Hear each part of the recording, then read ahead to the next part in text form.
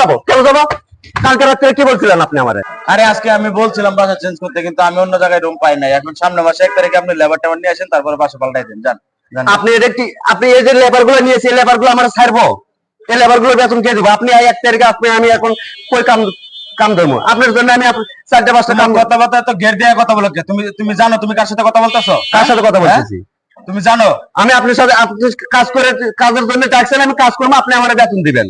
এখন আপনি কাজের জন্য সব লোক, তোমার এগুলো তো আমার পছন্দ হচ্ছে না। যাও তুমি এখান থেকে যাও। যাও। কেন যাবো? কালকে রাত্রে কি বলছিলেন আপনি আমারে? যে কালকে যদি তোরা কাজে না আসো, তোদেরকে বাসায় থেকে উঠে নিয়ে আসবো। এখন আপনি আমাদেরকে ফেরত দিতেছেন, এখন আপনার কি করার দরকার? হ্যাঁ কি হয়েছে ভাই এই জায়গায়? ভাই, আজকে মাসের 1 তারিখ, এই যে লেবার গুলো নিয়ে এসেছি আমি।